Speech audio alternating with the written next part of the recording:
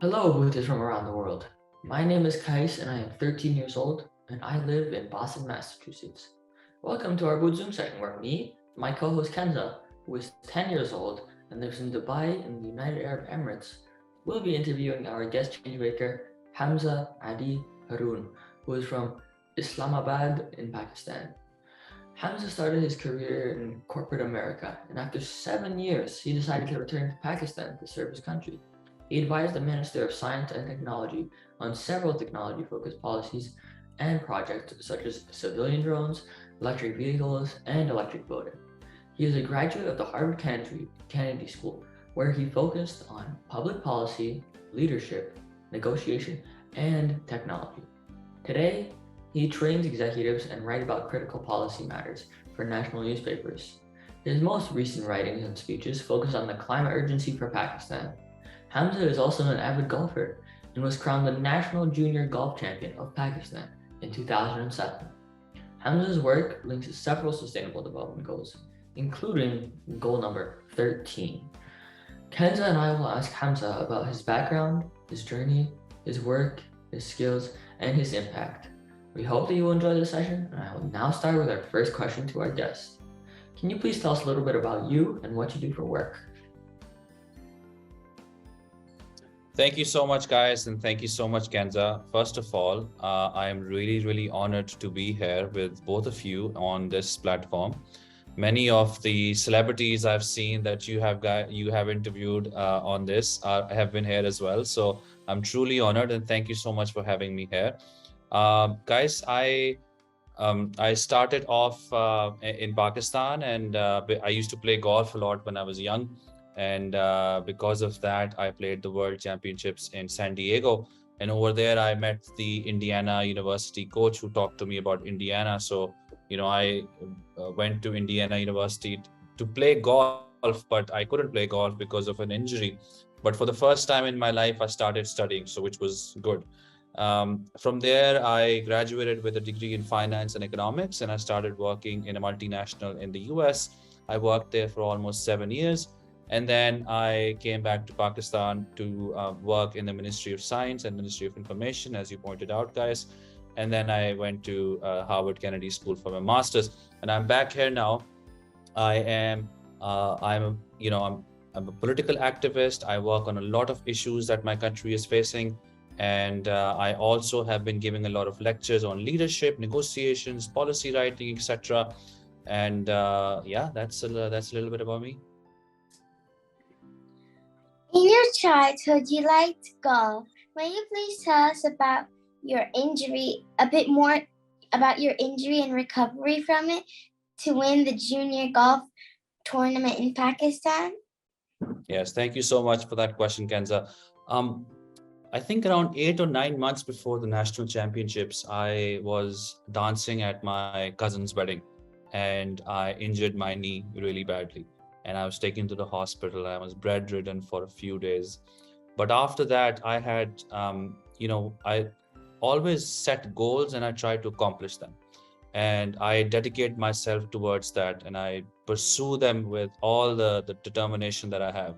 And I did that during that time as well. It was a very important lesson for me at a very young age. And I still try to remember those times and, how I pushed myself, even though it hurt a lot, because I was also a student like you, and I used to go to the classes and then come back and train, go to the physio, go back to the, come back at home at night. And even then I was still putting or chipping outside or doing something or the other.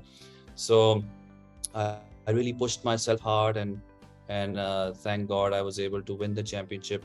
If you won the championship, you automatically represented your country for the World Championship. So it was very important for me to win that. It was a really, a lot of lessons in that journey for sure for me. Cool. Thank you. You're welcome. You had many changes in your career. How did you go from corporate America to government, and later from government to writing and training executives? Thank you so much for that question, Kars. It's a very good question. I always was passionate about serving my country since a very young age. When I was your age, I saw my father serve in the Pakistani military. and I saw the dedication with which he worked. I saw the love for country that he had, and it automatically, I just kind of, got that too. And when I went to the US, I never had the intention to go abroad. I actually wanted to stay in Pakistan, be with my family, and work here and do whatever I can. But with golf and with everything, I eventually did go to the US and studied and then started working. And then I realized after 6-7 years that I was not feeling fulfilled. I was not serving my purpose. I was learning a lot. There's a lot of great learning working in the US, but I just wanted to come back and do something. So I took a major decision, and my wife was a big part of it, and she was the one who supported me throughout all of this. And we came to Pakistan. I started working with the Minister of Science and Technology. He was kind enough to take me on board. He also realized how much potential there is in a lot of Pakistanis who go abroad. So it was a good decision. And then I, of course, guys, went to Harvard, and now I'm back again. And again, it's in the pursuit of that passion to continue to serve my people. And I'm doing all these trainings because I feel like there's a lot people can learn from my experience, doing all this, going here, going there, going here, going there. There's a lot I've learned. So I want to do that. And at the same time, write about policy matters. Why do we need to take care of climate change? Why we need to be concerned with energy stuff? So I write a lot about that as well. So this is all something that I developed in my childhood and I continue doing. Who or what inspired you to do what you do? Well, I have a lot of people who have inspired me. So the list is very long, Kenza, but I'll try to shorten it for you. I think the first person who has always inspired me is my father. I learned a lot from him. I learned that nothing comes easy. You have to work really hard. I learned that sometimes you cannot spend time with your family, because he was a submariner. He used to go out on the sea and we would not see him for 30 days. And so I realized that sometimes sacrifices are important when you're trying to achieve some goal. The second person who inspires me a lot is my mother. She is a very genuine person who genuinely cares about people. She's also a very big social worker here. So I always had this thing towards my people because of her, because she cared so much about her people. And the third person that inspires me a lot is the founder of Pakistan, Muhammad Ali Jinnah. Muhammad Ali Jinnah, had a very similar sort of a story as I have right now. Not to say that I'm any Muhammad Ali Jinnah, but he went abroad to study, and when the British were in this part of the world, he left everything to come back and help his people, and that's a big sacrifice. And because of that sacrifice, Pakistan is now a free nation. And so those three people inspire me the most. And I, whenever I get stuck, I think about the sacrifices, the hard work and dedication that these three people have done. Thank you. You're welcome. Okay, so if you had a magic wand and you could use it to make anything like in Pakistan better, what would you use it for? Oh, that's a great question. First, I would try to, buy this magic wand so I can keep it and do so many things. But, if I only have one thing, guys, I can only do one thing. One thing. Oh. Well, the one thing I would do is I would raise the wand and make our democracy better. What has happened is in the last couple of years, in the last couple of decades, it's very hard for people like you and me to say to their parents that, one day we want to be a politician, that we want to be, leading or a chief minister or a minister or the prime minister, because the people who have taken over this political field, they have also kind of destroyed the image of politics in Pakistan. I think it's all across the world, but in Pakistan, it has happened a bit more. So I would change it in a way so young people like you, me, can tell their parents and can tell their family members that, I want to be in politics, and people like us can be in power in leadership of places, and we can help people in different avenues, right? So there's I could have said that I want to eliminate poverty, but the problem is that it's not sustainable. You need leadership. You need sustainable leadership to stay in power, to make sure that people are, not poor or are not under the poverty line. People are getting the right health care. Children are going to school. People who are not well are getting the right medical attention. So I wish our leaders would be us young people who could help our country move forward in the right direction. So that's what I would change. I know it's very difficult. What do you think is the biggest challenges for the youth? Youth all over the world? I mean, of Pakistan. Of Pakistan? Okay. There's so many challenges the youth faces right now. Kenza, 65% of our population is under the age of 32, 33. So they're all, majority are young people. And what is happening is these young people are going to school, they're going to universities, they're graduating. Once you go to school, once you go to university, you graduate and then you look for a job, right? But in Pakistan, there are not many jobs available. So then what happens is some people stay at home, they try to do their own businesses, but the policies around those are so bad that they can't even start their own businesses. So then they try to do other stuff, and then they continuously go into this cycle.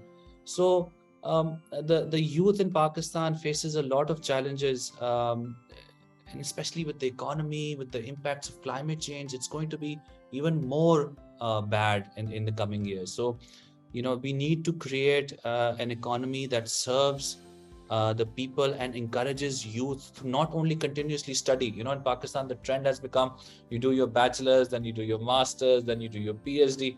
You do your bachelor's and you start working and you contribute to the economy. So that is one thing that is really bad for our youth right now. They're not finding jobs and they're not given opportunities through the policies. So that is something that we need to work on. Thank you. You're welcome. All right. So while we're at it, what about youth around the world, not just in Pakistan? Do you think it would be like a different answer? And if so, what would I think youth around the world needs to be worried about climate change. Because when you grow up to be my age, or Kenza, the world will be a very different, can be potentially a very different place at the pace we're going at, right? Because the weather patterns are changing. Places like Pakistan, for example, or places like Bangladesh, places like in some states in Africa, these are the coolest summers you will ever have. After this, the summers will be terribly hot. This is the coolest summer that we'll have in Pakistan right now. So the youth needs to be really worried about climate change. They need to start talking about it. They need to start taking action about it. Because if not, there'll be a lot of changes that will impact your experience of life on Earth. And, the opportunities that are available to us maybe right now may not be available to you because of the impacts of climate change. So I think they should worry about climate change and work towards it, in making sure that we do not emit more than we need to. The recent rains and flooding in the south of Pakistan, is it due to climate change? And what can be done to prevent this from happening in the future? That's a great question, Kenza. Pakistan faced the worst catastrophe in its history. The magnitude, Kenza, is so big. 1/3 of Pakistan is underwater. Now imagine, just to put this in perspective, 1/3 of Pakistan means that the entire country of United Kingdom, the United Kingdom is underwater. That's the kind of magnitude of floods. And if you go back a little bit towards the start of the year, Pakistan faced the strongest heat wave, record heat waves. There's this city, Kenza, in Sindh. It's called Jacobabad, sorry. Jacobabad had the highest temperatures in the world. It had 123 degrees Fahrenheit. and there was a drought. There was no water in that area. And then 2 months later, there's a flood, and the entire city of Jacobabad all of a sudden is underwater. So, all of this change is being brought by climate change, and there are signs, right? So there was a heat wave, there was, glacial outbursts in the northern part of Pakistan, there were forest fires. All of this can be tracked to climate change. So there's only one culprit, and that is climate change. And right now, there are almost over 1,500 people who've lost their lives, almost 14,000, 15,000 people who are injured, almost over 1 million homes that have been destroyed. So we need to do a lot more than we're doing right now to adapt to changing climate patterns. So, it's not that easy also to predict these things, right, Kenza? No one predicted that there'll be 6 times or 7 times more rainfall in Sindh or Balochistan than, the previous years. So it's very hard to predict, but we have to develop the capacity, as you mentioned in your question, like what can we do? We have to develop our capacity to adapt to these circumstances. At the same time, not be dependent on foreign aid all the time, right? We right now our conversations are all around reparations, debt cancellation, etc. We need to be independently also focusing on what we are doing wrong. So, there's a lot we can do. There's a lot which is not in our control. And coming back to Kais's question, the youth must start working on climate change. Otherwise, countries like Pakistan, Bangladesh, Burundi, these countries who are vulnerable countries will continue to face these catastrophic disasters. Wow. So you were saying that we have to work on climate change, but what is like a good way to work on climate change? Like, what can the average person do to help? Absolutely. I think you can start from home, right? What are the things? First, I would say learn about climate change. What is it? How is it impacting? We can continue to have these conversations if you ever want to learn more about climate change. Second is to start from home. What are the activities that we do at home that potentially emit carbon in the atmosphere or have a link to emissions in its value chain? Value chain is like, you start off with one thing, you develop it into, like, you start with cotton, you develop it into a shirt is developed into something else. So it's a value chain, right? So what is in the value chain that is also emitting carbon? So you can start with that. So for example, you can start with dishwashing, for example, right? There's potentially more energy used in using the tap. There's a lot of water that is also used. There's a lot of energy that is used. A dishwasher can potentially use less energy, can use less water, and clean the dishes, right? There's so many things you can do at home that can start, making the difference. So you can do that, and then you start with your community. What is going on in the community? You can have solar panels, for example, that are providing electricity. You can go towards electric vehicles. You can do so many things in those lines that can help us move from our obsession with fuels, right? So that is the thing that you can work on. How are you raising awareness about the climate change emergencies among the youth, both in Pakistan and abroad? That's a great question. It's very hard to do sometimes because, people have very short attention spans. So what I have done, Kenza, is I have started writing a lot because I know that many students, many students in the universities, and many thinkers and politicians in Pakistan read a lot of newspapers. So I've started writing in newspapers and I started doing it actually before the floods hit Pakistan, and in explaining to them what is climate change, how is it going to impact us, and what can we do in our capacity to make sure it doesn't impact us that well, or we can adapt. So I've been speaking to a lot of local schools here. I've been speaking to a lot of universities abroad. I actually had a good talk at Harvard where, Professor Dan Strag, he's a very renowned climate change professor. He invited me to his classroom, and there were 200, 300 people in the classroom, and I talked about the impacts Pakistan is facing because of climate change. So, all of us must continue to do this, because the thing with climate change, Kenza, is today it is Pakistan, right? Tomorrow it can be some other country. It can be in Florida. It can be in Mississippi. It can be in London. Climate change can hit anywhere, any cities, or what I named. So we need to start talking about it. We need to start spreading awareness. Do you think that technology can help us with stopping climate change? Yes, there are a lot of things, and actually I'm writing something about this, guys. When the floods hit Pakistan, right, there's this department, I think it's meteorological department of Pakistan, which can see where the rains are coming and all that. So they sent a note out to everyone in the high government offices, right? All the politicians and all that. They got a note which said there is a chance of above average rain, right? But because this department was using old school technology, or technology which is not up to par or state of the art, they could not predict how much rain is it going to be. They just said it's going to be above normal. Now, above normal turned out to be 6 times or 9 times higher than average. But if they had better technology, if they used AI technology, for example, to predict, how weather patterns changing, what potentially could happen here, what potentially could happen there, and they could have early warning systems, which is another technology. They could have had plans for mass evacuation through the use of technology, of course, through the use of cell phones, through the use of 4G, 5G.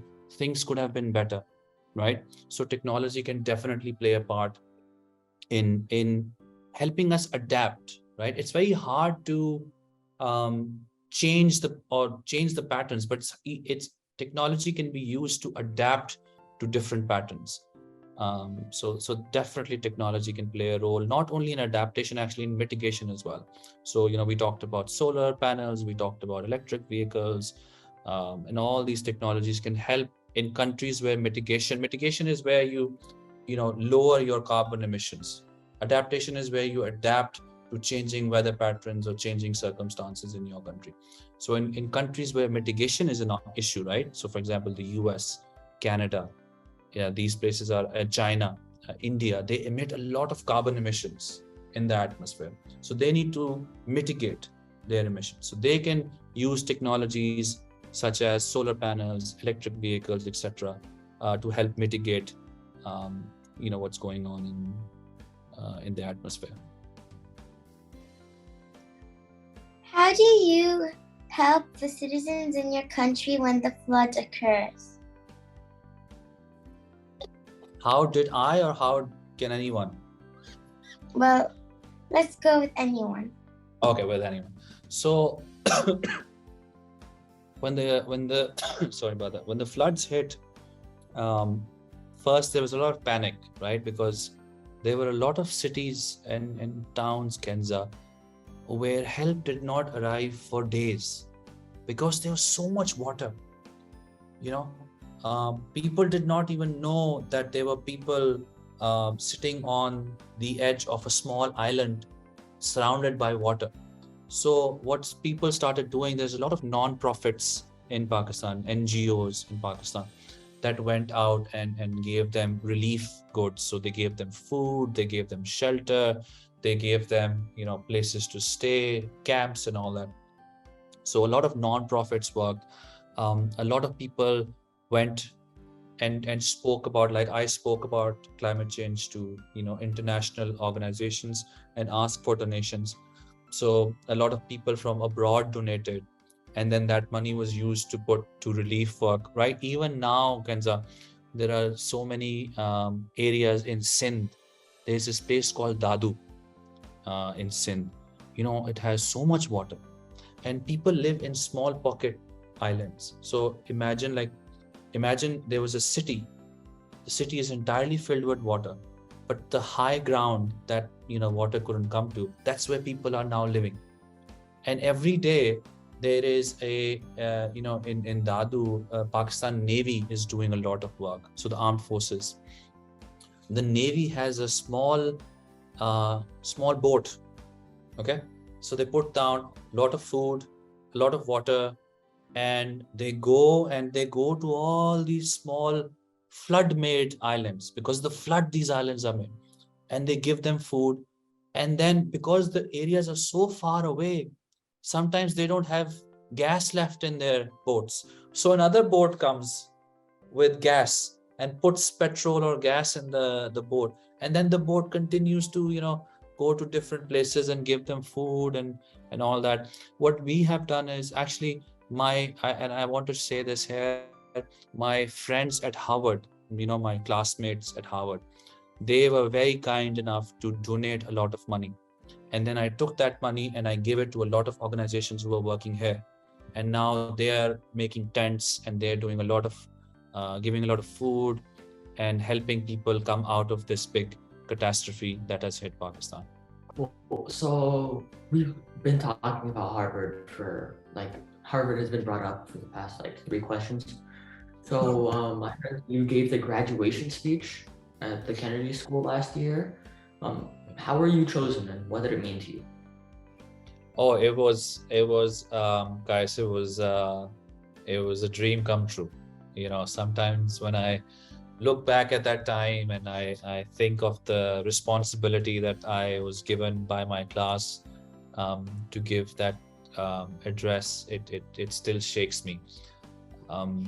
I actually spoke to a lot of my friends in my class, and they were very encouraging, and Hamza, you should have a conversation and you should give this address, because I felt like I had a lot of deep connections with a lot of people. I made really good friends in that class. So there was a process in which there were some judges from our class who had gone and asked a lot of people applied for this thing, and we went and we all auditioned. So it was like a proper audition. You go in and all these people are sitting, them, but they're acting all like judgy, they're about to judge you. So it was really nice, and they were all very sweet. And I must say that everyone who participated in this audition were absolutely amazing. I was shocked to hear when they picked me over some of those people, because I have so much respect for them. They're amazing speakers. They're actually better than I speak. But thankfully, the jury decided to give this opportunity to me, and it was truly amazing. And it took me a lot of time, guys, because I wanted to cover all the aspects of that year at Harvard and call out all the people who were very influential, not just in my journey at Harvard, but so many other people. So it was a very it's a memory that I will remember for the rest of my life. I have heard that you want to be Prime Minister. If so, how are you going to accomplish this? Well, you have heard it correct, Kenza. I think I want to be in a position where I can make a difference for my people, right? If it's in the position of Prime Minister, then great. If it's in any other capacity, that's great too.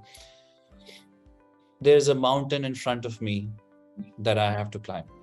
And, this mountain is very treacherous. It's a lot of hard work. It's a lot of learning. It's a lot of failures and a lot of successes. So I continuously remind myself, Kenza, and I remind myself of the time, we talked about my time when I got injured and I, came out and won. I continuously remind myself that, in your chart, you always have ups and downs. And it's very easy for people to leave their dreams when they're down, right? And that's the time where you have to tell yourself that my dream stays as is. No matter how high or how low I go in this journey, what is life, your dreams and your aspirations don't change. You don't compromise on them. You compromise on other things, but you don't compromise on that. And that's what I keep on telling myself. So I have good days and bad days, but I tell myself that endurance over enthusiasm. So, we all get enthusiastic one day, but endurance is something that stays every day. So, I remind myself that I have to stay, I have to endure all this rather than just be enthusiastic one day. So, inshallah, one day we'll see. So, what do you plan on doing once you get, or if and when you get to be prime minister? Oh, it's a great question, guys. I don't know right now what I'm going to do exactly. Um, but what I'm going to do differently is, what we mentioned about. I want to make sure that people know that their voice can be heard, that dynasties don't have the right to rule us like kings and queens, that every person like Kenza, like guys, can dream of being a leader in our society, that they don't have to be sons and daughters of someone to have the right to lead, and that if Kais and Kenza want to do whatever they want to do, they have the environment to do that. So in the US there's this thing called the American dream, right, which basically is like you work hard, you pay your dues, and you get whatever you want, and you can work towards that. I want a Pakistani dream where you work hard, where you do everything right, and you get rewarded with whatever you want. It could be starting your own business, it could be starting your own whatever non-profit, but the government is something that is encouraging you, not putting obstacles in your way. So that is the vision I share. A world where a country where everyone has a dream, and they have the capacity and the capabilities and the environment to pursue those dreams. That's what I would do. Isn't that good for a speech? That is very good for a speech. What struggles do you face during your work? Oh, well, right now, because I'm going towards, the politics, you have to have a very thick skin. And by thick skin, I mean, you need to be able to take on, people will say things about you all the time that, he or she is too young, they shouldn't be doing this, or, they have lived their life abroad and now they want to come back and tell us what to do. Who do they think they are? So people will always say things, and you have to continuously remind yourself of your goals, right, as we discussed. So I think the hardest thing for me right now is to continue focusing on my goals, because there are a lot of people who continuously have a lot of opinions and advice. So that, and it's very hard to come out of it's very hard to get into politics in our democracy if you're not linked to some political family. So those are my struggles right now. But again, as we decided on doing, Kenza and guys, that we keep our eyes on the prize, and these things continue to happen, but we don't compromise on our dreams. So that is what I intend on doing, right? Yep.